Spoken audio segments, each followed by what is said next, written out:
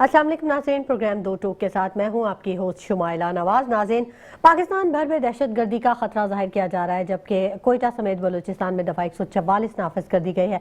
भारतीय प्रोपेगेंडा बेनकाब हो चुका है। भारत अपनी हरकतों से बाज आ जाए। चीन ने अफगानिस्तान की सूरत हाल पर पाकिस्तान के बयानिए की हिमायत कर दी है, जबकि वफाकी काबीना का इजलास भी तलब करने का फैसला कर लिया गया है और सिक्योरिटी तनाजुर में अहम फैसले मुतवक्के हैं। अहम सूरत हाल है, अहम तजियाकार हमारे साथ मौजूद हैं और उनसे हम बात करेंगे, उनको खुश आमदीद कहेंगे।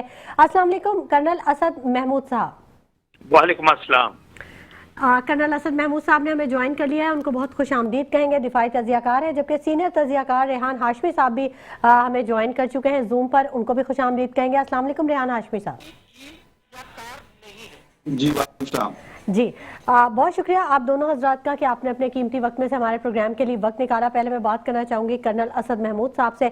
कर्नल साहब, पाकिस्तान भर में दहशतगर्दी का खतरा जाहिर किया जा रहा है। सिर्फ पाकिस्तान भर में नहीं, बल्कि ऐसा लग रहा है पूरे खिते में ही एक लहर है जो कि दहशतगर्दी की वो जारी हो चुकी है। कैसे देखते हैं आप इस तनाजुर में पाकिस्तान की सिचुएशन को? बिस्मिल्लाहिर्रहमानिर्रहीम, थैंक यू वेरी मच। बिल्कुल, मैं समझता हूँ कि इस वक्त जो सूरत हाल है, स्पेशली इस रीजन की अगर मैं बात करूँ आपसे, देखिए ना, न्यू दिल्ली के अंदर रेड फोर्ट के नजदीक इंसिडेंट हुआ। अच्छा, उसके ऊपर तो नेचुरली आप इंडियन मीडिया को जिस तरीके से हाइप क्रिएट करते हुए इस लिहाज से देखते हैं, लेट्स सी व्हाट हैपेंस। अच्छा, फिर पाकिस्तान के अंदर आप आ जाइए, वाना कैडेट कॉलेज, वहाँ पे जिस तरह अटैक हुआ। इस्लामाबाद के अंदर G11 के अंदर जो कचहरी थी उसमें सुसाइड बॉम्बिंग। फिर साथ ही आप देखें बांग्लादेश के अंदर भी, नेपाल के अंदर भी। तो अब इसको दो एंगल से आप एक ले सकते हैं। फील्ड की जो इस दहशतगर्दी का जो एपिक सेंटर है, दैट इज इंडिया, मैं आपको बताऊंगा। और इसको जो प्रॉक्सी के तौर पे आप अफगानिस्तान की जो इंटरिम गवर्नमेंट है उसको आप काम करते हुए देखते हैं। इन दोनों का ये गठजोड़ नजर आता है। और अब तो ओवरऑल जो इनिशियल इन्वेस्टिगेशन आई है उसके अंदर तो क्लियर हो गया कि बेसिकली इसके पीछे अफगानिस्तान और एक तरह से इंडिया है। TTP भी है और अब हम कहते हैं TTA भी है, ये नई तरीके तालिबान अफगानिस्तान, और फिर जिस तरह के उनके इकदाम हैं। देखिए ना शुमाइला, अगर हम कहें कि पाकिस्तान एक्सपेक्ट क्या करता है अफगानिस्तान से, और एज जो उन्होंने दोहा अमन मुआहिदा भी किया था, and then they were given interim power, interim government और सारा कुछ है, और उस कजिए को भी अब 5 साल जा रहा है। तो एक तो आप कहते हैं जी कि हम सिर्फ इतना कहते हैं, और दुनिया कहती है, यूनाइटेड नेशन कहती है कि अफगानिस्तान की जो सरहद है, अफगानिस्तान की जो सरजमीन है, वो किसी सूरत के अंदर भी किसी दूसरे मुल्क के खिलाफ इस्तेमाल नहीं होगी। वो सरजमीन, वहाँ पे जो दहशतगर्द ग्रुप हैं उनको ना ठहराया जाएगा, ना अपना दी जाएगी। तो ये सारी चीजें, और पाकिस्तान की ही डिमांड है कि भाई अफगानिस्तान के अंदर से दरअंदाजी खत्म होनी चाहिए, जो कि पाकिस्तान के अंदर एक लिहाज से हो रही है।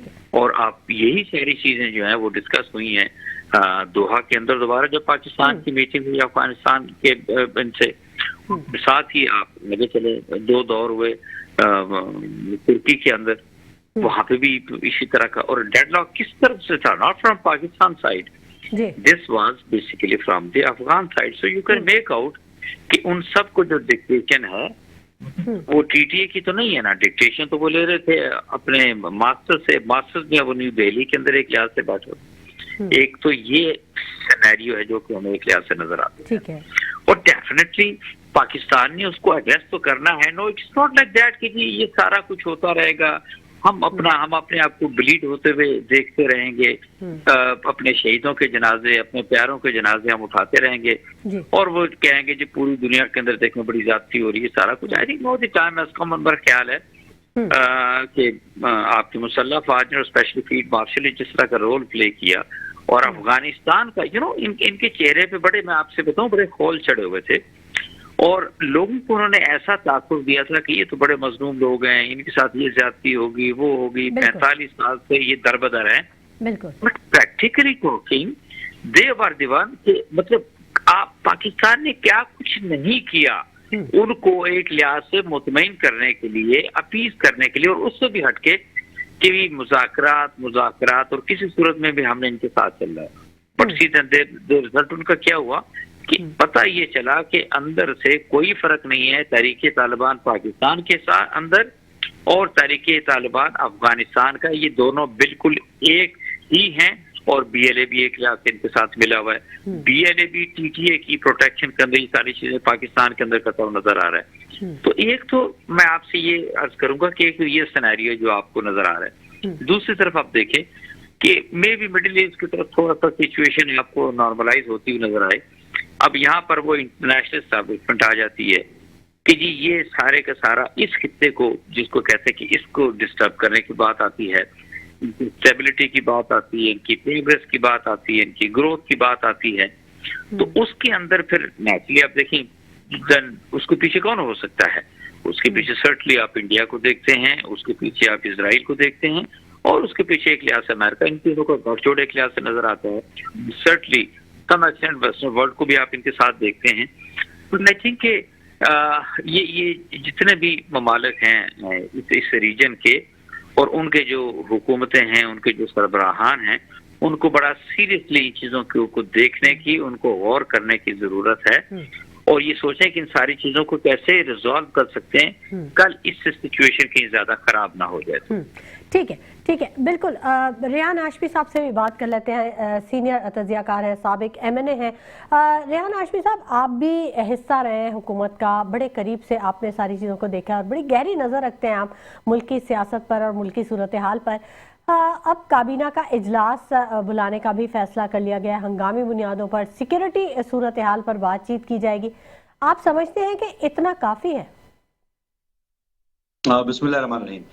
देखें, ये मैं आप ही के प्रोग्राम में कई दफा भी ये बात कहता आ रहा हूँ, पिछले सालों में भी ये बात कही कि जब जब अफगानिस्तान कहीं मजबूत होता हुआ या बेहतर होता हुआ नजर आएगा, तो वो सबसे पहला वार पाकिस्तान के एहसान को पसे पुष्ट डालकर इंडियन ईमा के ऊपर और जो उनकी पॉलिसी है, चाणक्य की पॉलिसी, उसके पैरोकारों की पॉलिसी, उसको मलूज़े खातिर रखते हुए वो काम करेगा। चाहे वो हमारे ड्यूरेंट लाइन को जवाब बनाकर करेगा या यहाँ पर दहशत गर्दों के टोलों को फैसिलिटेट करके करेगा, चाहे पाकिस्तान को डिस्टेबलाइज करने के लिए पॉलिटिकली या यहाँ पर मुख्तलिफ झत्ते भेजकर।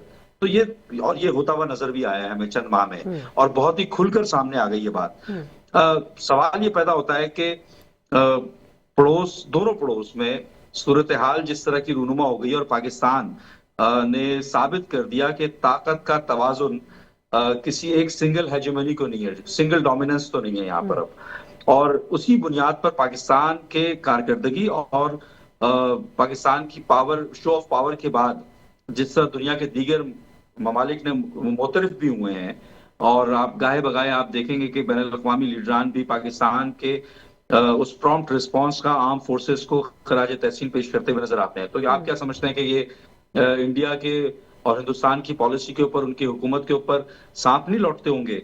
और उसके बाद से खुलकर एग्रेशन करने के बाद मुख्तलिफ हेले बहानों से भी करना शुरू कर दिया है। उसमें अफगानिस्तान के जरिए होने वाले तमाम जो एग्रेसिव एक्ट हैं वो आपके सामने मौजूद हैं।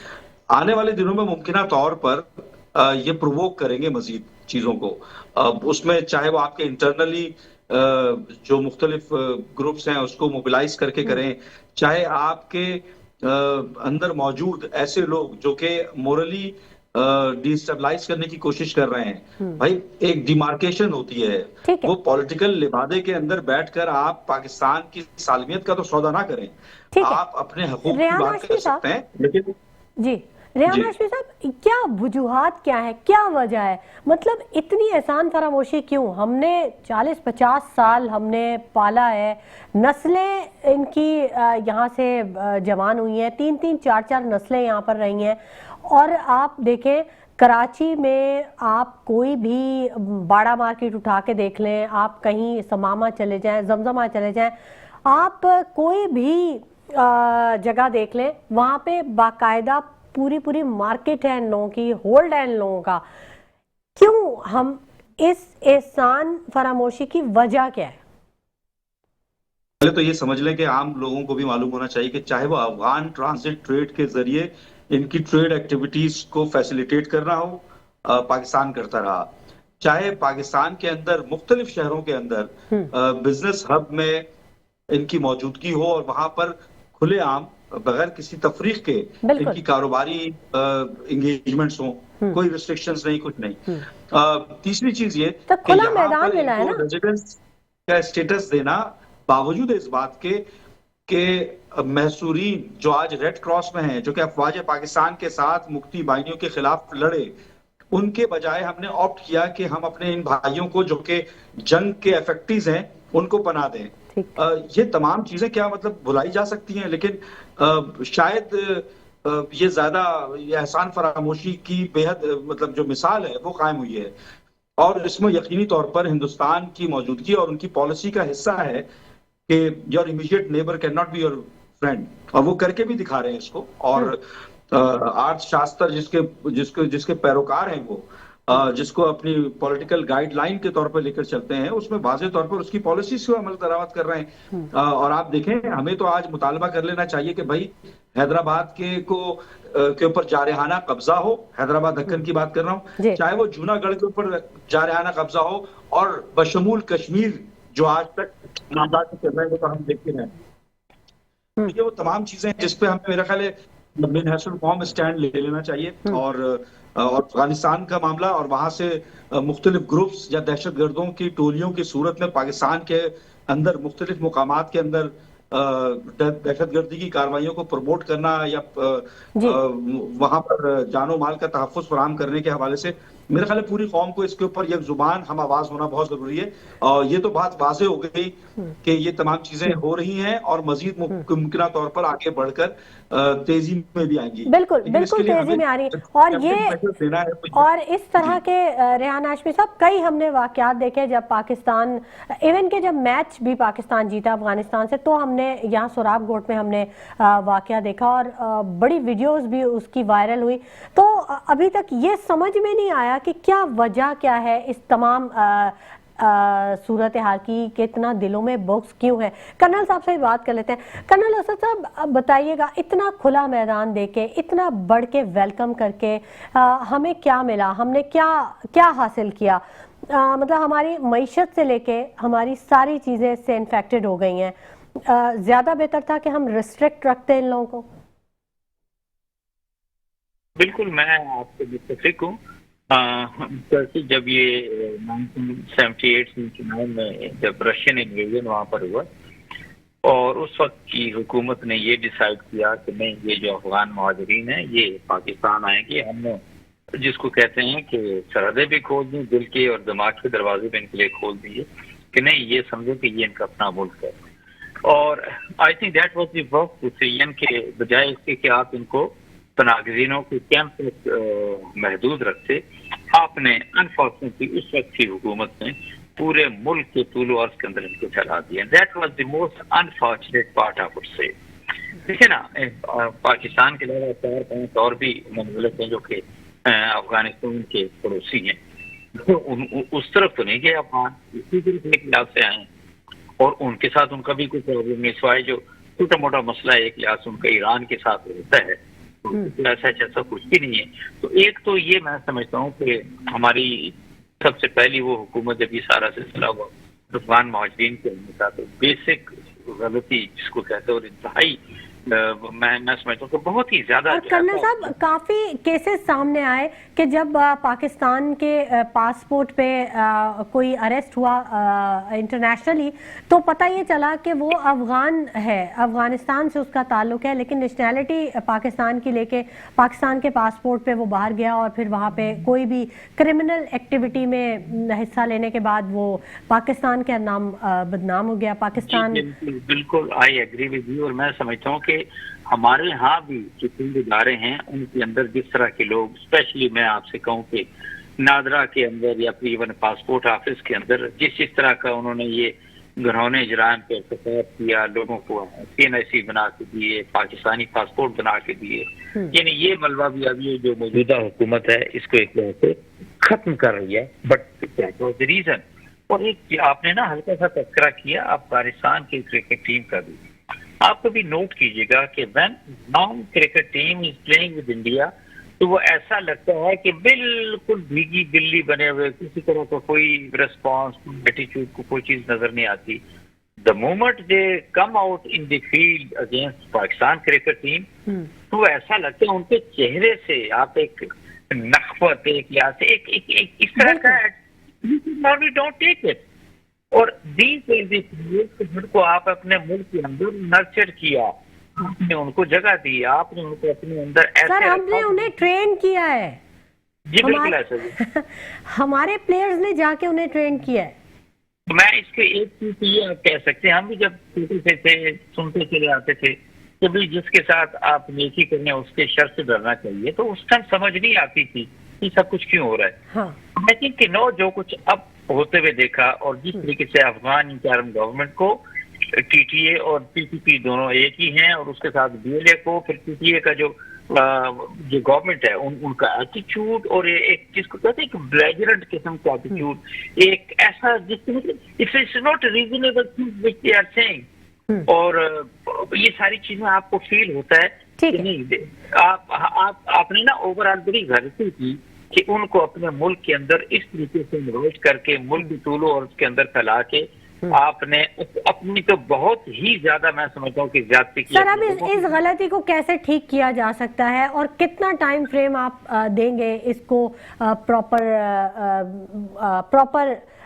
दुरुस्त होने में? मैं एक चीज आपसे अर्ज करूँ कि मेरा ख्याल है we are left with no very less time और बगैर किसी जिसको कहते हैं ना कि तीनों हुज्जत से किसी चीज के we have to take very very serious steps and certainly उनको किसी भी सूरत के अंदर उनको अपने मुल्क में जिनसे डेफिनेटली उनको बड़ी मोहब्बत है उनको उनके मुल्क में भेजने की जरूरत है। और साथ ही ये तो छोटा काम रह गया ना, तो उन्होंने जाना है it is written on wall कि मतलब दो no Afghanis have no place in Pakistan. We should be very clear, Afghan should be very clear, Afghan interim government should be very clear कि we are no more prepared कि आप किसी को कोई शुबा हो कि नहीं जी हमने उनको यहाँ रखना पाकिस्तान के अंदर।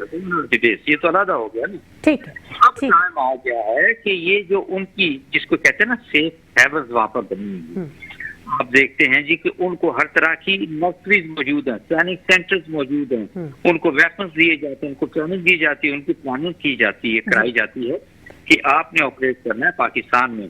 वो दोज आर द थिंग्स कि जो कि बिल्कुल हमें खत्म करने की जरूरत है।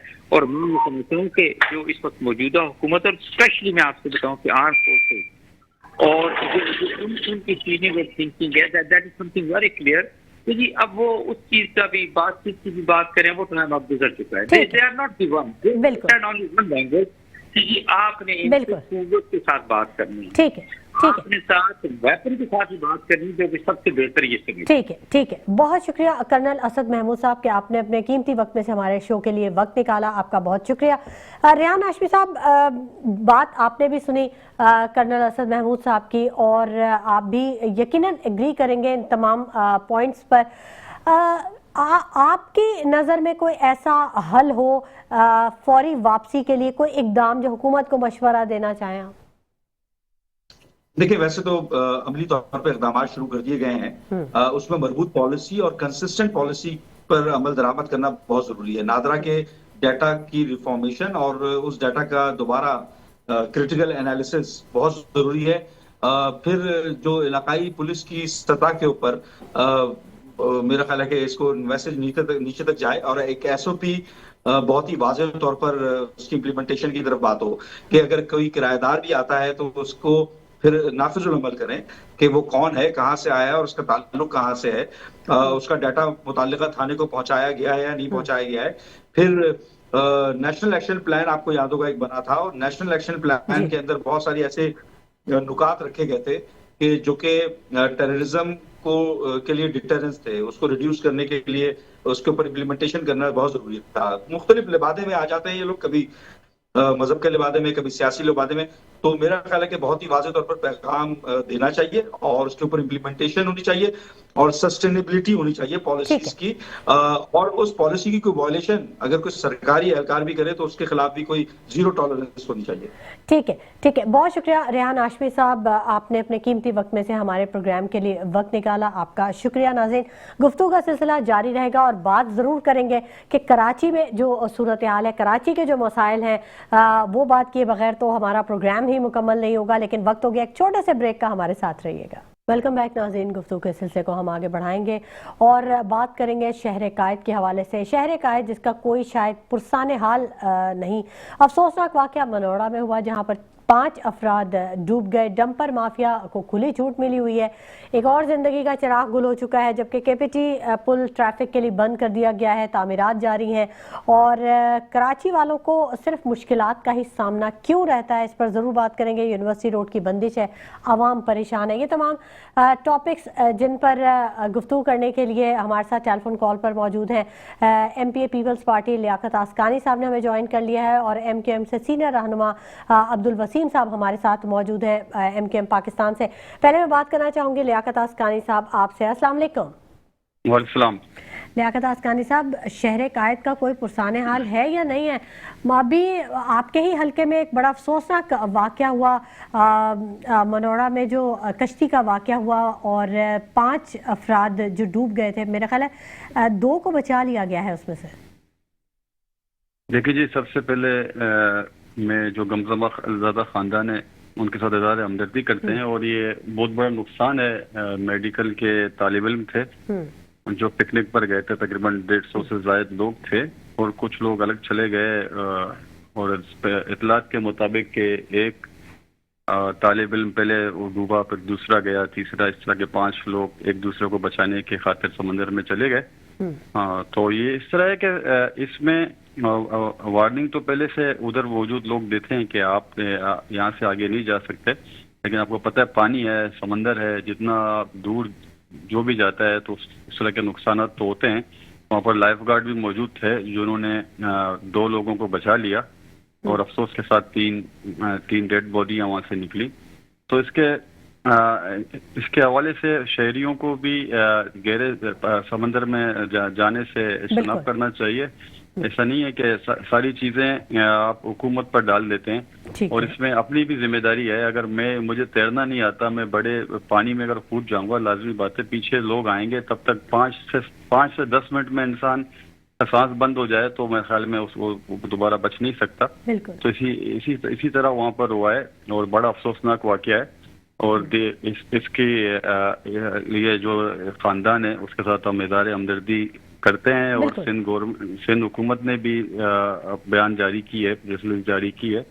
और इस तरह पहले भी हमने जब 144 लगता है सिंध हुकूमत की तरफ से, लेकिन वो जून, जुलाई, अगस्त के महीने ऐसे होते हैं जो समंदर बिल्कुल ऊपर आ जाता है, तो उसमें समंदर वहाँ पर पाबंदी लगाया जाता है। तो किसी को हम वहाँ पर छोड़ते नहीं, क्योंकि ये मेरा हल्का है और वो दूसरा PS 115 है, वहाँ से आसिफ खान साहब MP हैं, मनोड़ा से उस तरफ हुआ है, ये ऑक्सवे की बीच तो मेरे हल्के में आती है। तो यहाँ पर अक्सर इंतजाम किए जाते हैं, लेकिन अभी नॉर्मल चल रहा है समंदर, उसमें तो इस तरह के इंतजाम तो नहीं किए गए क्योंकि आवाम तो बिल्कुल पिकनिक पे जाती है, तो वो उनको साहिल की तरफ रुख करते हैं। तो साहिल तो कराची में यही CBO का लगता है और हमारे साइड बिल्कुल। लियाकत साहब, आपने बिल्कुल दुरुस्त कहा कि कुछ जिम्मेदारी शहरियों की भी होती है, लेकिन वो वहाँ पर बड़ी गैर जिम्मेदारी या लापरवाही का भी मुजाहरा करते हैं। MKM पाकिस्तान के सीनियर रहनुमा अब्दुल वसीम साहब भी हमारे साथ मौजूद हैं, उनसे भी बात कर लेते हैं। अस्सलाम वालेकुम अब्दुल वसीम साहब। जी वालेकुम सलाम। जी अब्दुल वसीम साहब, आप क्या कहेंगे? जी, मैं सबसे पहले तो जो वाकया अभी आपने बताया इंतहाई अफसोसनाक है। जी, आपकी स्टूडियो से जो आवाज़ मुझे भी पता कौन लोग बात कर रहे हैं वहाँ पे, इसको भी जरा सा रोकें। तो मैं उसकी पूरी मजम्मत करता हूँ और अल्लाह ताला उनकी मग़फ़िरत फरमाए, तमाम लोगों को जवारे रहमत में जगह अता फरमाए। इस तरह के वाकयात पर आपकी आवाज़ बहुत ज़्यादा, जब कौन बात कर रहा है मुझे नहीं पता, इसको रोकें पहले। जी सर, आप कंटिन्यू कीजिए। जी अब्दुल वसीम साहब, आप अपने टीवी की आवाज कम कीजिए तो आपको मेरी आवाज टीवी मेरा चल ही नहीं रहा, चल ही नहीं रहा। आपकी तरफ से कोई आवाज आ रही थी? अच्छा, अब सही हो गया? अब बेहतर है। ठीक है, बताइए। हाँ, तो मैं ताज़ियत करता हूँ तमाम फैमिलीज से। और जो बात आपने की कि कराची की सूरत हाल, वो आप भी जानती हैं, आपके तमाम स्टाफ भी जानता है, तमाम चैनल जानते हैं। रोजाना की बुनियाद पर कराची का नोहा, और कराची नहीं पूरे सिंध का नोहा जो है, सिंध के तमाम शहर और देहातों में भी ये नोहा जो है मुसलसल चल रहा है। लेकिन मुझे नहीं समझ आता कि पीपल्स पार्टी क्या सोच रही है। आप इसको अंदाजा लगा लें कि मास्टर प्लान बना हुआ था 2020 तक का, जो है 20 तक मास्टर प्लान बना हुआ था, और वो मौजूद अभी भी मौजूद है, एग्जिस्ट करता है। लेकिन उस पर भी जो है पीपल्स पार्टी के कुछ लोगों ने, मुझे नहीं पता कि लियाकत कोई में है या नहीं है, लेकिन कुछ लोगों ने वहां बैठ के 2047 जो है वो बनाया है प्लान। तो मुझे ये समझ नहीं आता कि पिछला जो बना हुआ है उस पर तो अमल दरामद हो नहीं रहा, नए की तरफ जा रहे हैं। इसमें क्या उनकी जो है, मुझे नहीं समझ आता कि वो क्या सोच रहे हैं और क्या करना चाहते हैं। सिर्फ यही है कि इस शहर की बर्बादी में वो हिस्सेदार बने हुए हैं, हिस्सेदार बनकर उसकी खराबी में मुलविस हैं। देखिए, शहर के बच्चे की जो है वो नौकरियां छीन ली हैं, डेवलपमेंट इस शहर की छीन ली है। आपके सामने एक ब्यूरोक्रेट्स जो है वो सब कुछ बताकर गए जो सिंध में जो करते थे। उन्होंने बताया कि 3,500 अरब रुपया जो है कराची का जो उसका हक था, जो उसे मिलना चाहिए था, वो उसे नहीं दिया गया पिछले कई सालों में। तो यही सूरत हाल आगे भी है। अब जो आपने जिक्र किया कि जी कराची में जो डेवलपमेंट हो रही है, जो पहले से एक लाइन ढल गई जिसे हम रेड लाइन कहते हैं, तो रेड लाइन कई सालों पर मोहित हो गई है। अच्छा, अब अचानक ये सुनने में आता है कि थोड़ा बहुत रास्ता था भी उसमें चलने का, तो वो भी अचानक ये सुनने में आता है कि जी हम ऑगमेंटेशन का काम कर रहे हैं, हम जो है वो लाइन बिछाना चाहते हैं। तो सर, ये आप इससे अंदाजा लगा लें पीपल्स पार्टी की सीरियसनेस का, कि अचानक उन्हें ख्याल आता है कि ये भी करना चाहिए।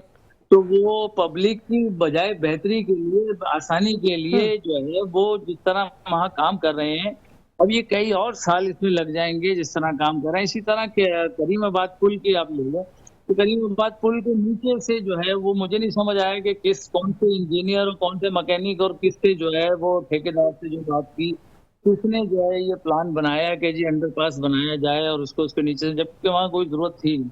आज कई साल गुजरने के बाद भी वहाँ के लोग कारोबार के लिए परेशान है, वहाँ लोग जाने की वजह से परेशान है। जी अब्दुल वसीम साहब, बिल्कुल ये एक बड़ा अहम पॉइंट आपने रेज किया है, क्योंकि अक्सर हम प्रोग्राम में जरूर इसको डिस्कस करते हैं। लियाकत साहब से पूछ लेते हैं ना। लियाकत साहब, वैसे एक बात तो है, करीमाबाद वो मार्केट थी जिसके बारे में कहा जाता था कि लाहौर का पूरा रेवेन्यू सिर्फ एक करीमाबाद मार्केट सिर्फ जो है वो उतना रेवेन्यू देती है गवर्नमेंट को।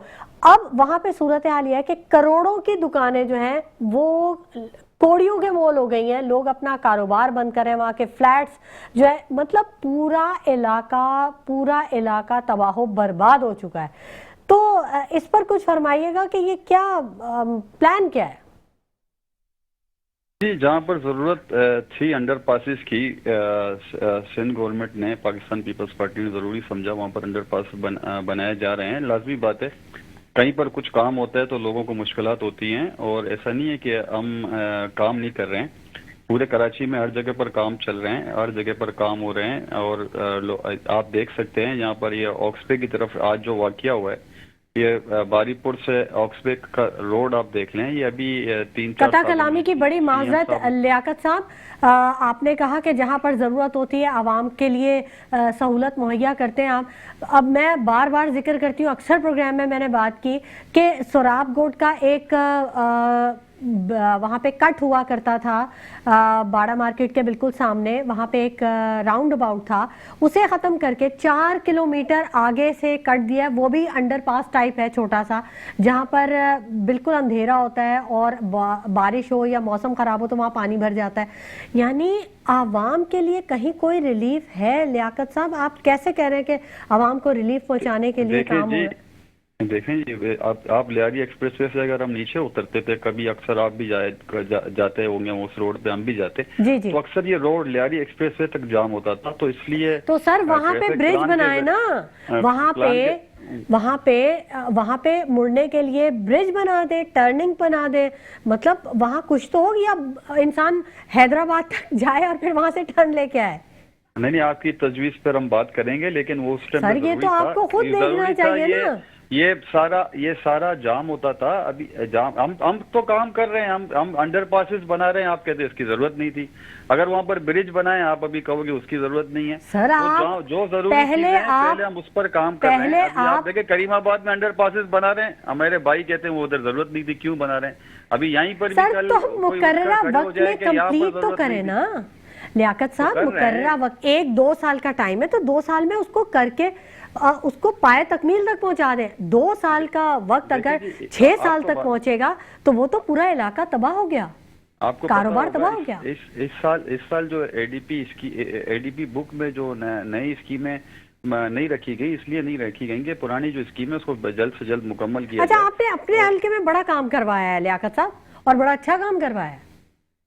नहीं बिल्कुल, हमने तो हर जगह पे काम करा है। हमारे अच्छा। पूरे डिस्ट्रिक्ट में काम हुआ है। डिस्ट्रिक्ट क्यामाड़ी की मैं बात करूं, अगर पूरे कराची को आप नहीं लेते हैं, डिस्ट्रिक्ट क्यामाड़ी के इतने काम है, मैं गिनवा लूं तो शायद आप ये प्रोग्राम का टाइम निकल जाएगा। तो आपने खुद देखा होगा, आप अगर वहां पर जाती होगी तो पूरे कराची से, पूरे पाकिस्तान से लोग हमारे हल्के की तरफ आते हैं। और उन्होंने तो फिर अवाम को क्यों शिकायत है लियाकत साहब कि हमारे एमपीए बाहर नहीं आते, अवाम में नहीं आते, काम नहीं करवाते, काम नहीं होता, मतलब पूरा शहर खोद दिया, कहीं कोई काम मुकम्मल नहीं हुआ, उधड़ा हुआ सारा है लेकिन मुकम्मल नहीं हो रहा। तो इस पर भी तो बात करने की जरूरत है ना लियाकत साहब। नहीं, यहाँ पर कुछ टेक्निकल मसले भी होते हैं बहुत सी जगहों पर। वो लाइनें होती हैं स्वी गैस की, पानी की, तो उन सबको देखते हुए काम करना पड़ता है। ऐसा नहीं है कि अच्छा। वो सारी चीजें वो ठीक करनी होती हैं। अभी आप देखें कि अगर हमारे पास एक रोड बन रहा था, तो वहाँ पर के इलेक्ट्रिक के वो सिस्टम था, उनको के इलेक्ट्रिक वालों को जब हमने बोला तो वही 15-20 दिन के बाद आए, उन्होंने ठीक किया। तो इस तरह की चीजें हर जगह पर होती हैं। अरे तो आपकी तो हुकूमत है लियाकत साहब, रिट है ना आपकी, उन्होंने तो आपके रिट को चैलेंज कर दिया। अभी रोड का ठेकेदार तो वो खोद नहीं सकता ना, के इलेक्ट्रिक वाले खुद आएंगे। अच्छा। गैस कंपनी वाले खुद आएंगे, अपनी लाइन को वसीम खुद साहब ठीक से भी बात करेंगे, कर लेते हैं। ये सब खुद ठीक करेंगे। अभी हर कोई बंदा तो दूसरे के काम में तो रुकावट तो नहीं डालेगा। सही, वसीम साहब से भी बात कर लेते हैं। अब्दुल वसीम साहब, क्या जब कहीं कोई तरक्याती काम होता है, क्योंकि आपके भी मेयर, आप अक्सर आप लोगों की बात करते हैं, मुस्तफ़ा कमाल साहब ने बड़ा कराची को बनाया है, सिग्नल फ्री कॉरिडोर्स दिए हैं, तो क्या उस वक्त जब काम होता था तो ऐसे ही कि अगर काम हो रहा है तो कहीं पानी की लाइन फट गई या कहीं पे कोई और प्रॉब्लम आ गया, कोई केबल निकल आई, कोई इंफ्रास्ट्रक्चर का कुछ तो होगा ना, कोई मैपिंग होती होगी, पता हो कि यहाँ से कौन सी लाइनें गुजरी, यहाँ हम खोदेंगे तो कौन सी लाइन डैमेज होगी, ऐसा तो कुछ होता होगा या कुछ भी नहीं होता? जब भी कोई काम करते हैं डेवलपमेंट का और बड़ी स्कीम का काम होता है, तो उसमें तमाम इदारों को ऑन बोर्ड लिया जाता है और उनसे तमाम से बैठ के ये मशावरत की जाती है कि भाई आपकी लाइन कहाँ से गुजर रही हो, कहाँ क्या है। अब छोटी मोटी लाइन जो इलाके गलियों की होती है, वो कहीं होती है तो वो शायद मिस हो जाती है, तो वो ठेकेदार की जिम्मेदारी है कि वो उसको बनाए। अब जिस तरह लियाकत साहब ने बोला कि जी केमाड़ी में बहुत काम हो गया, जब भी मैं सोच रहा था कि मरी से लोग जो है वो केमाड़ी देखने आ रहे हैं, मरी में अब आजकल लोग नहीं जा रहे। अच्छा। तो हाँ, मुझे नहीं पता था कि मरी के लोग यहाँ आने शुरू होते हैं केमाड़ी पे देखने के लिए कि भाई बड़ा अच्छा जो है वो सारा काम किया हुआ है। तो ये लेकिन सीरियस नहीं होंगे तो खाली जो है वो मीडिया में बैठ के तनकीद करूँ और वो कहें जी मैंने बहुत काम किया है, तो दुनिया को नजर आ गया। ठीक है, जब आपको भी जो आप प्रोग्राम कर रही हैं, आप भी अपनी गली में रहती होंगी, आपको भी नजर आ रहा होगा कि किस गली में न्यू कराची ले लें, नॉर्थ कराची ले लें। सर मुझे तो 1 से 1.5 घंटा लग जाता है ऑफिस से घर और घर से ऑफिस आने में। तमाम जो डिस्ट्रिक्ट हैं वो इंतहाई मुश्किलात के शिकार हैं, फाइनेंशियली भी और इख्तियारात के तौर पर भी। अब इख्तियारात की जंग हमने लड़ी सुप्रीम कोर्ट में, सुप्रीम कोर्ट ने इख्तियारात के ऊपर फैसला दे दिया 148 कि इस पर कानून साजी की जाए।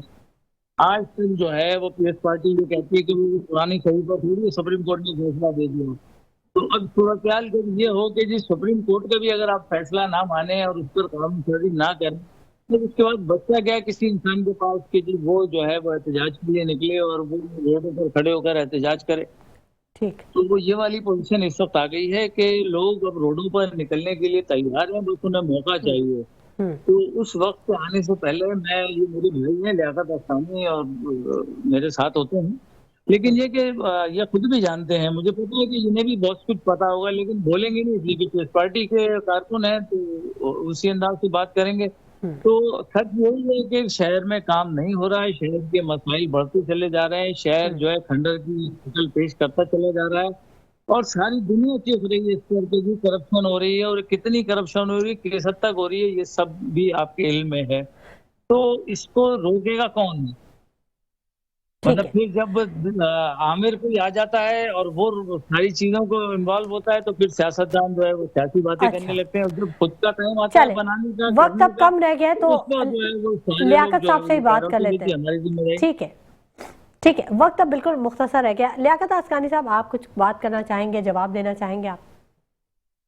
मेरे भाई ने, वसीम भाई बड़े अच्छे बंदे हैं, उन्होंने जो बात की कि दुबई से मरीज क्यामाड़ी आते हैं, अल्हम्दुलिल्लाह पूरे दुनिया से लोग सिंध की तरफ आते हैं, कराची में आते हैं, गंबट जाते हैं और पूरे पाकिस्तान के चारों सूबों से लोग यहाँ पर आके कार्डियो में अपना यहाँ पर आके जिगर की पेवंदकारी गंबट में करते हैं, जिना ट्रामा सेंटर, ये सिविल हॉस्पिटल यहाँ पर आते हैं। तो सेहत के निज़ाम में पाकिस्तान पीपल्स पार्टी ने, सिंध गवर्नमेंट ने बहुत काम किए, जिसकी मिसालें पूरी दुनिया दे रही है।